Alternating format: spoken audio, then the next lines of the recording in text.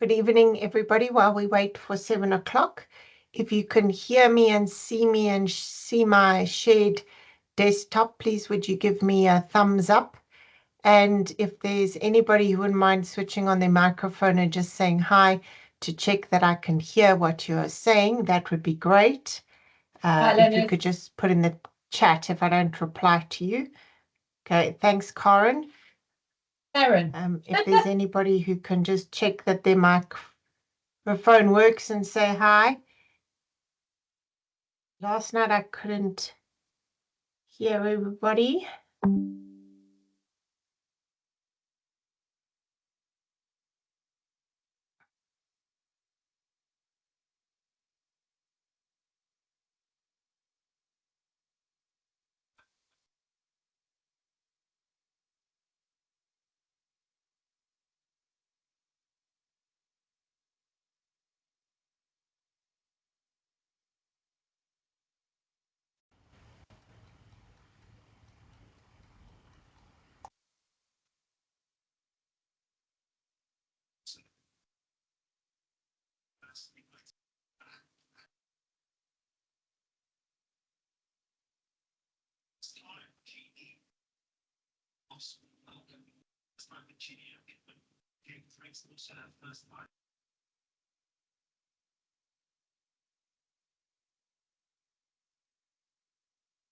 So we're just waiting for 7 o'clock for everybody to join us.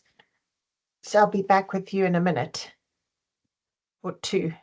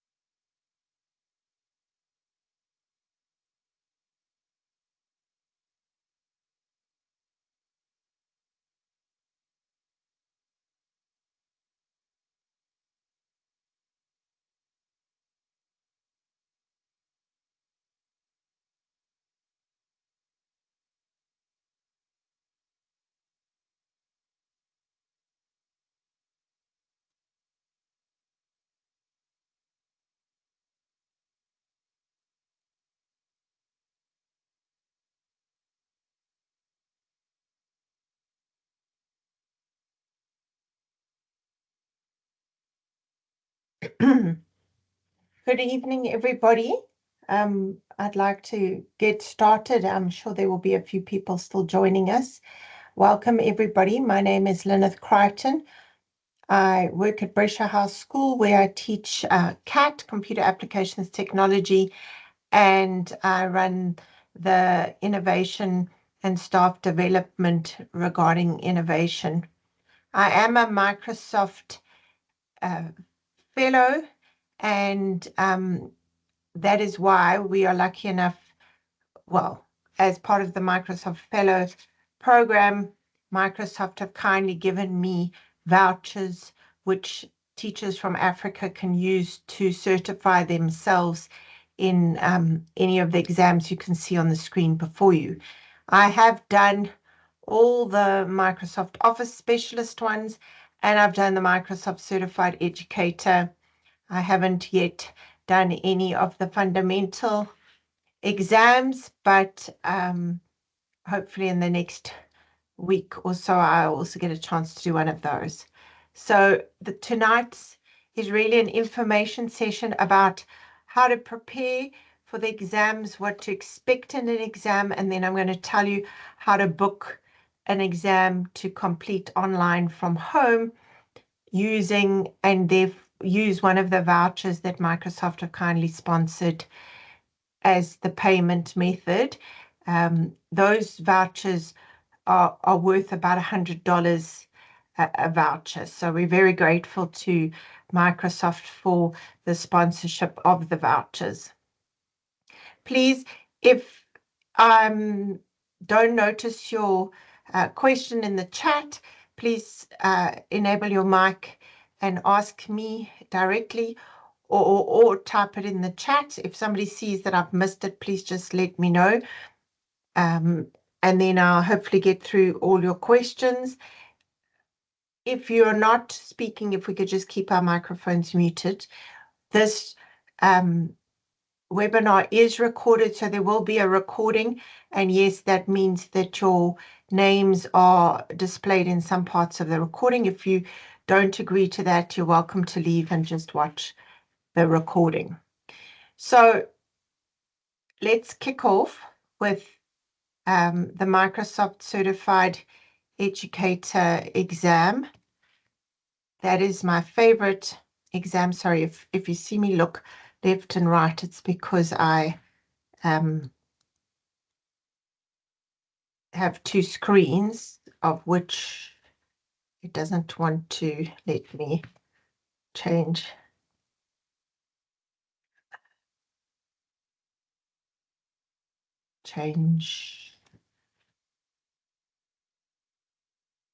Slides.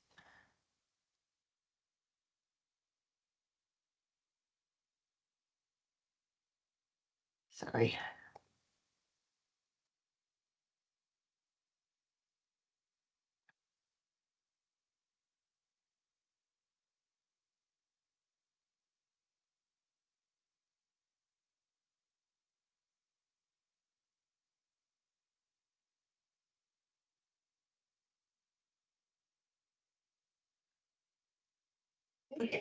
Okay, so the first exam we're going to talk about is the Microsoft Certified Educator exam. In our school, all our teachers participate in the first year they teach at Brescia in this exam. We work through the course content and then they participate in a workshop. It is not a technology-based exam in the fact there are no questions that are related to, for example, how to send an email, how to create a document in Word, how to use a formula in Excel. Those exams are related specifically to Microsoft Office. Unlike some other certifications to do with educator, this certification does not expire. There are different iterations of the exam, and people writing at the same time will get slightly different exams, and the questions have been updated over the last couple of years to accommodate the newest features of including, for example, Teams. But other than that, knowing what a package is, like what Teams can do, is all that is required. It is more about the pedagogy and the understanding of 21st century learning design. So one of the things the exam is built on is the course called 21 CLD, or 21st Century Learning Design, which is Microsoft's framework for 21st century learning and the skills that students need to do in order to be equipped for the modern workforce. If you go to the website that and you look for the website that I run, which is called Learning Curve. Okay, so it's learningcurve-it.net. Sorry, I'm just going to paste that in the chat for you.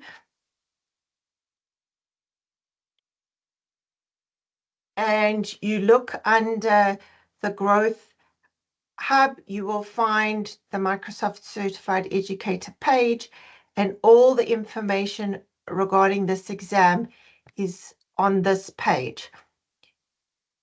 There is the learning course that is required to go through the coursework, the data sheet, and we use a testing center, which is the online exams from home portal of Certiport, as Brescia is a Certiport authorized testing center. We're going to go through the instructions for using the exams from home at the end of tonight as the last part, but most of tonight and all the courses, certainly for fundamentals and 21st century learning design, can be found on the learning platform Microsoft Learn, which is Microsoft's online learning platform. And if you were doing Microsoft Certified Educator, you would need to go to this website, and create a profile on this website. They suggest you use your personal email, but it does need to be a Microsoft account rather than a works or school account. But really, as long as you change it before you change schools, because your scores and your achievements that you gain by completing the online version of the course, the self-paced online content, is yours. So they suggest if you leave school, whatever email address that you originally registered, you change before you no longer have access. So the course that Microsoft Certified Educator is based on, and I find the best way is to search for the courses, is 21st Century Learning Design. If you clicked on the black button on the web page, it would take you to the same place. This is the learning design pathway. That means it makes up a number of modules in order to earn the trophy, is what they call. So to complete the course, you need to do the 8 modules. Each module is based, besides the introductory and conclusion, on one of the rubrics of 21st century learning design. So Microsoft, based on information that they've collected and research, they've come up with a set of 6 rubrics, which you basically measure tasks or units of work against those 6 rubrics, being knowledge construction, real-world problem solving, self-regulation, collaboration, skilled communication, and ICT for learning. If you go further down on that webpage, you will find the courses that I've done at the bottom. There was one on Monday afternoon, and there is one still scheduled for Thursday evening. And then if you are a 4-term school, for the week we come back to from holidays and if you're a 3-term school, that's the week after half term. And you can find all the links to connect to those courses. I really would suggest, if you're going to write the exam, to me, this is one of the best exams. It changes the way teachers think about teaching, and it changes fundamentally the kind of projects that they give the learners to do in their class, because it makes them think of collaboration, for example, is more than just group work. When you're writing the exam, I also suggest that you watch this video that this gentleman from the UK has created. He also gives some tips and tricks. If you do the workshop with me, or I will be loading Monday's workshop later tonight, at the bottom, I give tips and tricks, and I present it in the way that I presented at Brescia. So I've created a presentation. Here are the individual modules where I put the big ideas. together the things you need to know. And also, if you look on this page, you can be able to print out the rubrics as they come directly from Microsoft, or the infographics that I've created. This is all to help you prepare for the exam. During the exam, it's a 1-hour exam.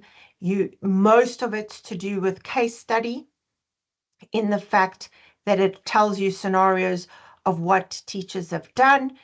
For example, here is a question that the students need to learn about the water cycle, and then you have to, understanding the rubrics of knowledge construction, you have to decide which of those options gets them to apply knowledge construction in a new context.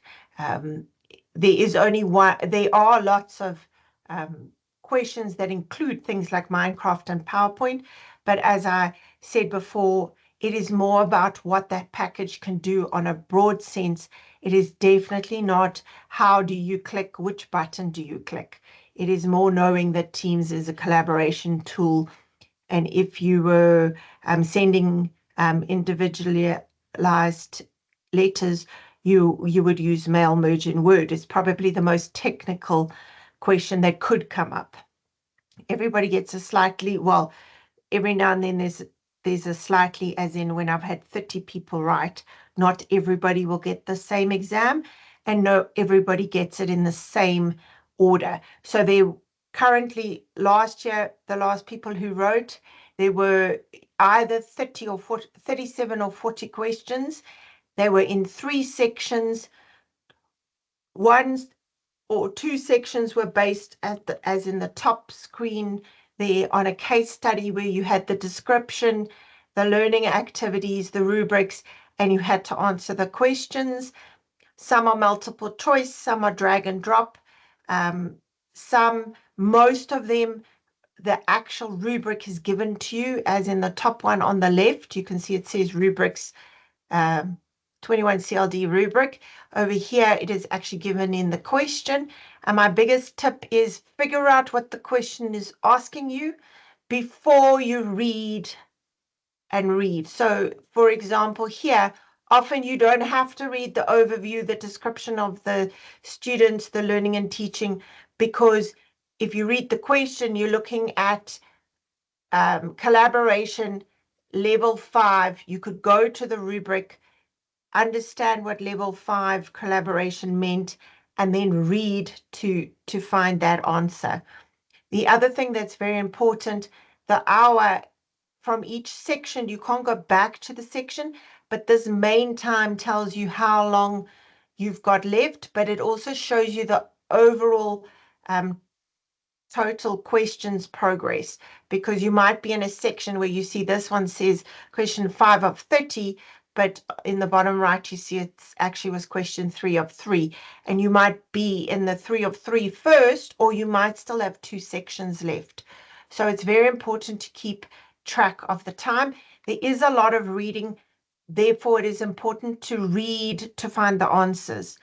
That being said, in my school we have had non-first language English teachers, from our Zulu teachers to our newly qualified teacher who was an intern, to Afrikaans first language speakers, all pass. Generally, there's about a 98% pass rate first time, and just about everybody passes if they don't quite make it the first time, the second time. It is an exam you have to prepare for. It does make you nervous if you haven't written exams for a while, because you're not used to that time pressure. But it is completely, if you go through the learning material on the website and make sure you understand and rather can apply your knowledge, you'll do more than fine. There are 1,000 points and you need 700 to pass.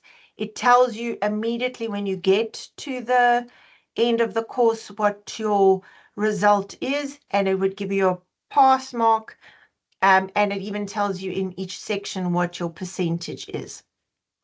There are a few very important things when you're writing the exam. For example, making sure that when you get to the end, your results upload before you close the session, because otherwise that could mean that your results don't upload. We will come to the technical parts of Certiport exams from home at the end.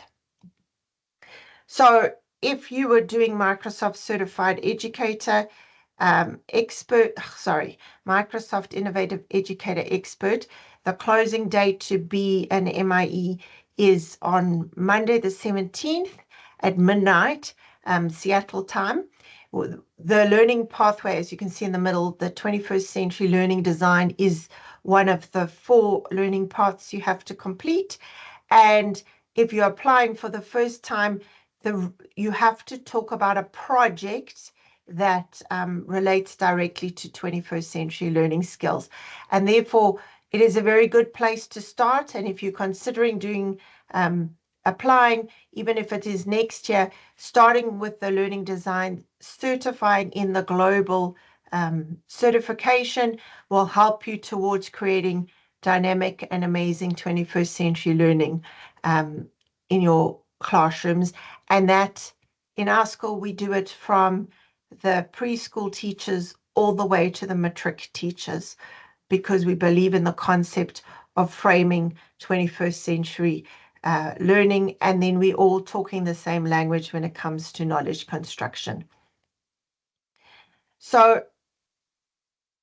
that exam, if you write it, it's no different to anybody who wrote anywhere in the world, and the certification is global. And as I said previously, it doesn't expire. The Microsoft Office specialist exams for teachers, on the other hand, are very specific technology package-based exams. They don't expire, other than the fact if you did it in Office 2019 or before that. So the teachers who did it last year, we didn't have the option online of doing the Office 365 version, which are what these badges are. The Access one is still what they call Office 2019 because Access hasn't been updated. So it's the older badge. So you can do these exams more than once. In other words, you can improve your score, the MCE exam, once you've done it and passed, whether you get 700 or 999, you've passed it and you're certified. These exams are based on the actual packages. The best place to start is on the same website. However, this time go to Office Specialist. This is where all the information is. And if you look down the page we were just looking at a screenshot of, here are all the outlines. If you click on for example, Word, it will load the outline.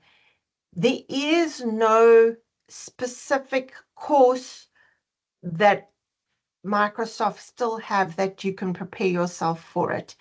The best option for those people that are CAT teachers, I can tell you the Word, as in the Word Associate, the Excel Associate. Last year I had 4 matrics of mine right in this July period when I had vouchers. 4 of them wrote Word, and they all passed first time flying colors. And the Excel, only one of them was brave enough to do, and it was much tougher for them because it does include new formulas like unique. But if you check the Excel outline and go through it, you would easily be able to find which information you need to know. So for example, I'm just going to make it bigger. Those people who are CAT teachers, grade 10, grade 11 CAT, this is sort and unique are not functions that we teach, but they're not difficult at all to use. And obviously if is grade 11, here's some matric ones. We don't use text join, but it's not a bad one. However, what you need to understand is that macros and are in the associate version, so are sparklines. For example, yes, we use rand between, but we don't use sequence. So you would sit through here. Obviously, you could find multiple places that could teach you the few things that you don't particularly know. And you can prepare yourself that way. A good CAT textbook for grade 11, 10, 11, and 12 will also give you 90% of the content. If you look further down on the page, if you are logged in on the Learn as a teacher who belongs to the community, Microsoft used to offer what was called Imagine Academy that had Office lessons and PowerPoints and activities to do. I still have that from when we were Academy a member before it was disbanded. I think it was already in 2022. And if you log in, you will see the folders and resources in the box at the bottom. And that will give you certainly some insight if you're a CAT teacher, some also activities to do with your students. Unfortunately, I've yet to find 365 information. However, I do on the CAT website run. So sorry, I just go to the end. If you go to the resources on the CAT website, if you go when it loads the page, there I do have playlists that I created for all my students that you can browse through. Sorry, it's just not loading. You can look at the playlist for each section. Oh,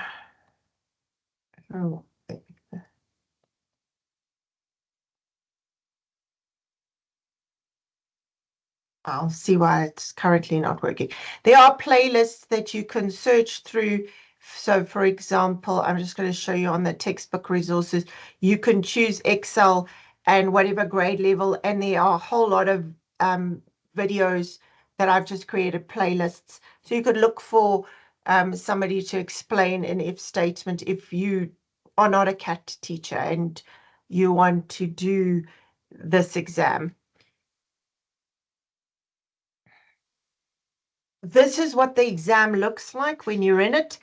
It actually, in your secure browser that it loads a version, and this is from when it was Office 2019. It actually, and this was a PowerPoint exam, it actually loads a virtual version of the package with a document of some kind, and then at the bottom you actually get asked things to do.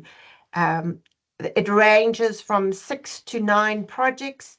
Each project can have more than one question in it, and you actually go through it, and at the end, even submitting a project, you can actually go back to the project. At the end, you can see if you've marked complete or review which questions to go back. So you really are doing, much like a CAT practical exam, you are actually doing the work in the window. And then depending on which, because Access would look like our version, and Office 365 would be in the versions that we now look at when we use it every day. So the next one is the one exams that I haven't yet had a chance to do. This one is the Microsoft Fundamental exams. These are far more technical exams. Okay, they are exams for people who do the back end of Microsoft 365 or work with Azure and the AI servers. They do have on the Learn website, they do have the information for every one of the exam, and there are 8 of them in the package. And for each exam, they actually have a course which you can go through the course, which has videos and information. And then there is a practice test. At this moment in time, sorry, I can't tell you if the final exam is multiple choice like the practice test, but it also has a launch sandbox where you can test out the examples or test out what they tell you. It is, I would guess it is a multiple choice test. So if we go back to Microsoft Learn,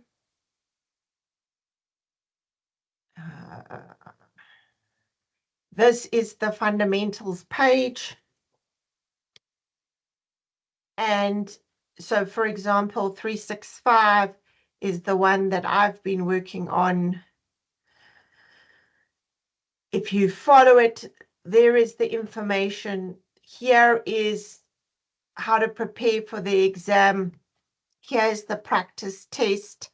And if you go through, for example, the study guide, you can, there's information on the actual exam.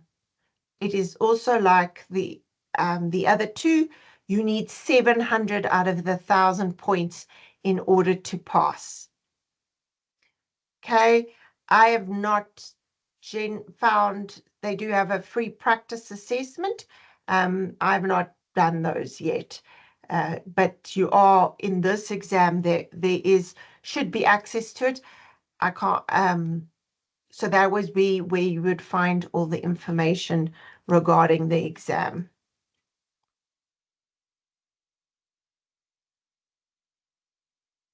Okay, so some of them have direct links to actual modules, much like the 21st Century Learning Design.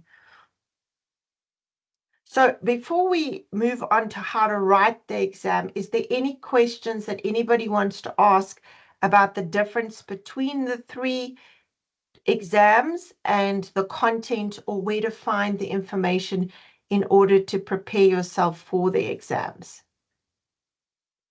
I don't see any questions in the chat, but feel free to come off mute and ask questions.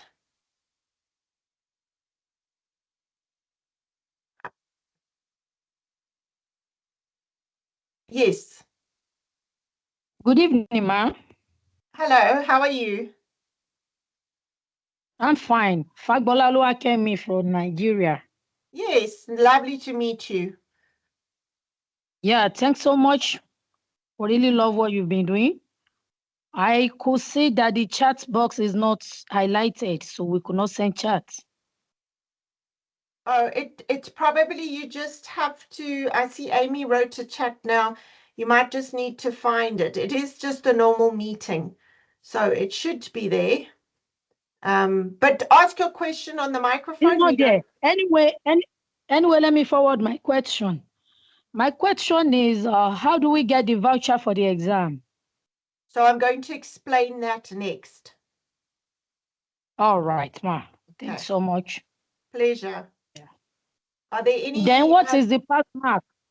You said See, the pass mark the other time. I didn't get the pass mark, the points that we need to get to really pass the exam. You need 700 out of the 1,000 points. So basically 70%. All right. 700 out of 1,000. Yeah. Yes. I got that. Yes. All right, ma. Thank you. Okay, pleasure. Any other questions, Amy? So it doesn't link back to the 21st century. It doesn't link your Microsoft Certified Educator badge. It doesn't link this to the Learn platform. If you send me a message, I'll send you a code, and you can actually just redeem the code. If you did the workshop with me, I also gave out the codes. It just makes that on the Learn platform go green like you've done it. So just remind me, Amy, to send you a code. You will get an email with the information that I'm going to explain about booking it. So if just remind me to send you the code, and then just go to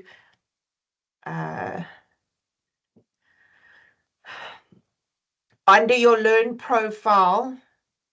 If you go to achievements on the left at the top here where it says redeem your code, you just redeem the code.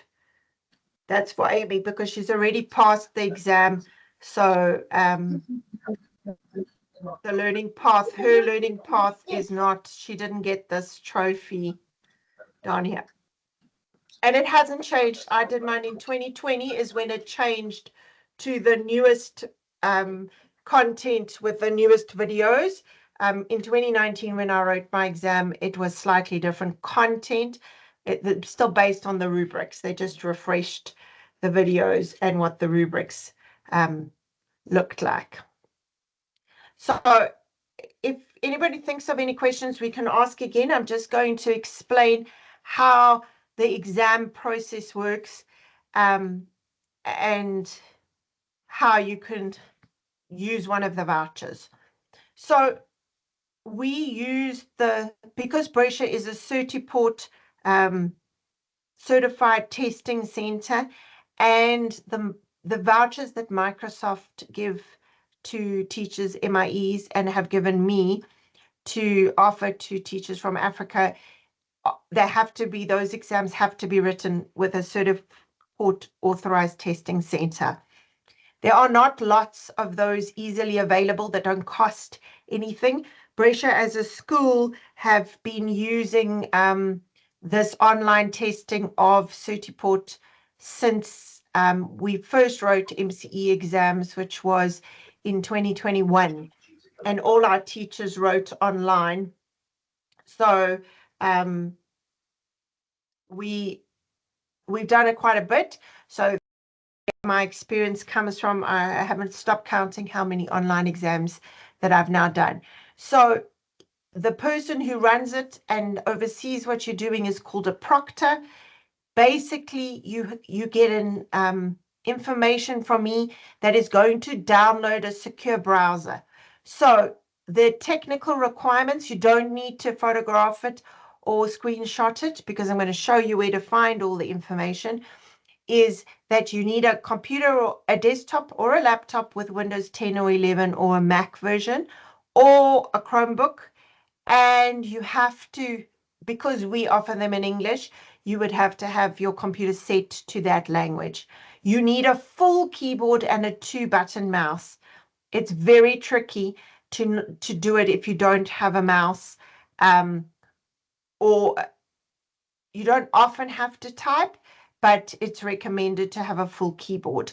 Certainly not trying to use a touch keyboard, so I would not recommend a tablet device. You need that certain resolution. You need to, they prefer Chrome, but Internet Explorer works fine. You have to be able to download and execute the program on your device. You need a webcam and you need a bandwidth of at least 10 megabits. You are online for the whole session. And so we do in South Africa have load shedding challenges when load shedding kicks in, but you do need to have a consistent internet connection. This year, I'm trying to run the exams much earlier in the afternoon so that people, if they need to, can stay at school where there's hopefully always power and internet. Please, if you are writing at school, and we have had it, you're going to need to have IT or somebody on standby to check that you can download and the secure browser and it runs through your firewall, because that is the challenge when you're at school. The webcam, because the way I do them is when you register for it, you actually register for, much like tonight, it's a Microsoft Teams webinar. It's because we all collect at, if the exam is 3:30, you connect online. I have to check who you are, your environment, check who, look at you in the face, which is what we use the Teams meeting for. At that point, I give you the voucher code, because every voucher, if people say, and then for whatever reason don't make it, don't ever connect, we don't want to waste the voucher. So in that, when you join, just before you write your exam, you fill in, I give you your voucher code. You need to write it down, and then once we've verified and everybody knows what they're doing, you can disconnect the call, because if when you run the secure browser, it disconnects it anyway. That's why I do recommend, if at all possible, to join with the Teams call on your phone, because it's simpler, because then you can still be doing things on your computer, and there's still a built-in webcam, as in your camera for your phone. But otherwise, it doesn't matter. I also give you my telephone number, which you can contact me via WhatsApp. That's why I asked for phone numbers when you register, just so it's easier in a quick to connect with each other. So on the website, it's very important to, depending on the exam you're writing, to know the instructions for that exam. These are from the MCE page. But everybody does exactly the same Certiport from home instructions. And I'll show you this is the one on the MOS page. You click the PDF, and when it opens, you will see that the technical information that I've just shown you is at the top. It goes in detail of how this process works. It seems simple, but it's probably the trickiest part is making sure that you understand what is going to happen. So though you're going to register for a webinar and you will get the automated Microsoft Teams emails, the day, probably the morning of your exam, I'm going to send you an email similar to this one, and it is going to have a link for the candidate machine. Please understand the way this works is, if you say you're writing the Word exam and I have 10 people writing Word, I have to set up virtual machine that can accommodate 10 people writing Word. Every exam requires a different machine. So for those people who did it last year, that's why I've simplified it a little bit by going MOS on one session versus MCE versus fundamentals. So you click on the link, it downloads, it goes to this browser, it fills in the code, you download the EXE, and you don't, because we're going to join Teams, if you don't have a second device, you don't install it because it will lock your computer. Closing a session is not always a good thing, because often that kicks you out and thinks that it is finished the session, and sometimes we cannot get back in. These have a window of the virtual machines need to be started in, and if you exit or something happens, so halfway through your exam, the internet cuts out and you lose it, we won't be able to get back in. However, if you go into an exam session within 24 hours, your exam will carry on from where it disconnected, and you'll have the same number of times. So the very first thing that it asks you once you run the secure browser is the username and password. You go to Certiport and you create an account by clicking on login and register in the top right. You click there, you create an account. Please don't forget your username and password. Okay, the username and password do not autofill in. So if you've used autofill in or just asked Chrome or Edge to remember your password, you're not going to be able to get in because it's a different browser. You need to have it written on a piece of paper next to you before the exam starts. Please, it's also these vouchers that are given, you have to, when you complete your account, you have to say that you are a teacher that works in an educational institution, because the exam vouchers are only for teachers or higher education staff that work in educational institutions. So you put your username and password in. It also comes up with a chat. So once we're in this portal, I can actually see from my version of the portal everybody's screen, and I can chat directly to you in the window. You will then, if I haven't started the machine, and I can only start it just as the time of the exam is officially starts, you will sit in what's called a lobby. And when the exam starts, please do not panic. There's not 1 hour from when the machine starts. If your exam is 1 hour, which is MCE, which is the longest, fundamentals are only 45 minutes, and maths, some are 45 and some are 50 minutes. Your time actually only starts from when you actually get to the point where you click start of the exam. You have to fill in, I give you an exam code ID, and I give you the voucher payment code.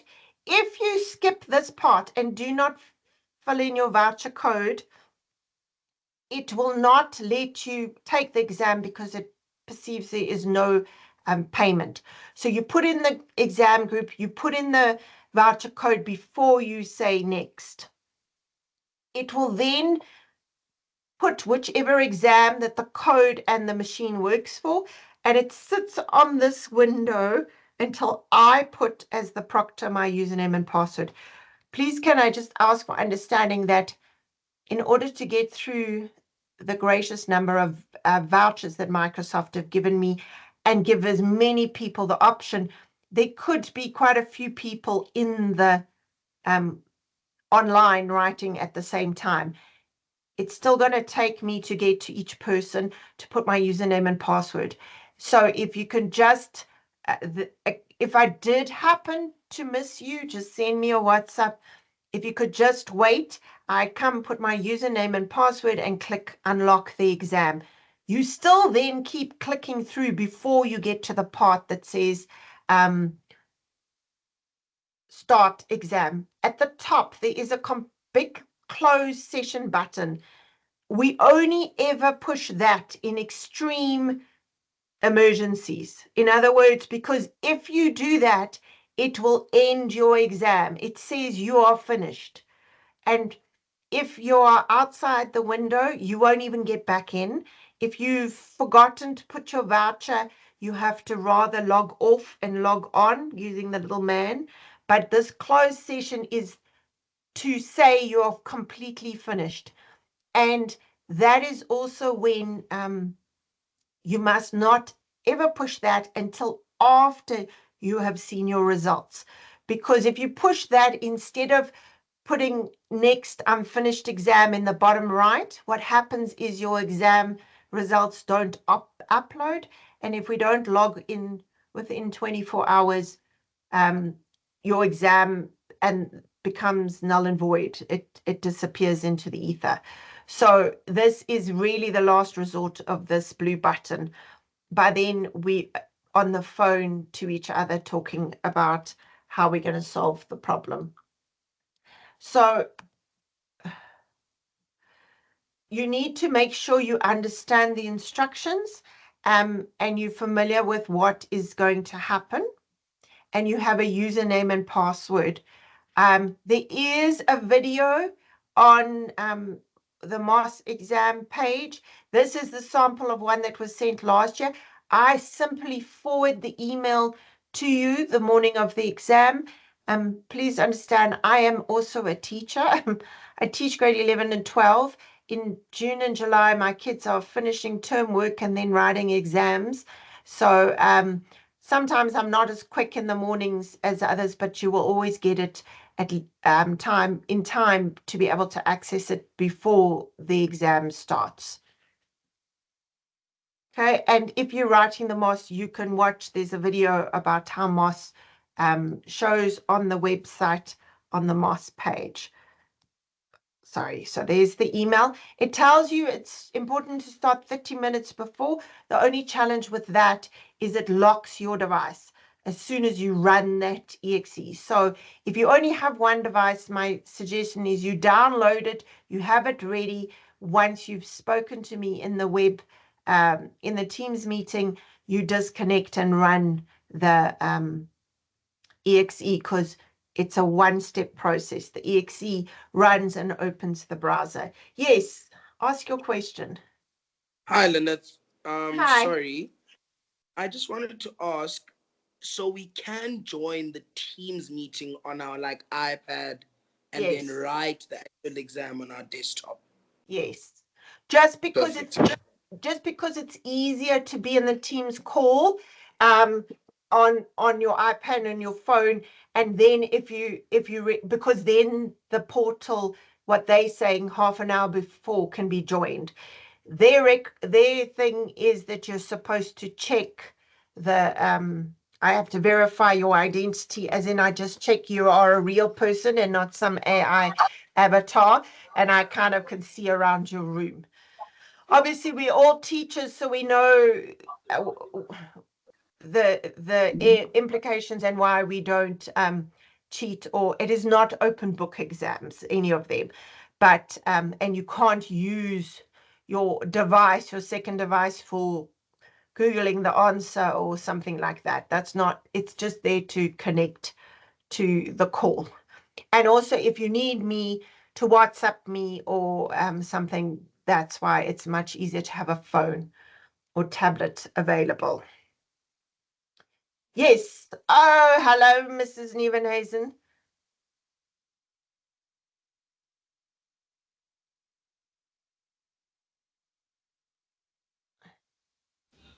Hi, I'm so sorry. I just had some trouble unmuting myself. I do apologize. It wouldn't be a Teams meeting if we didn't, and we talk without a mute. Don't worry, I started at 7:10 talking with the mute. So join the club.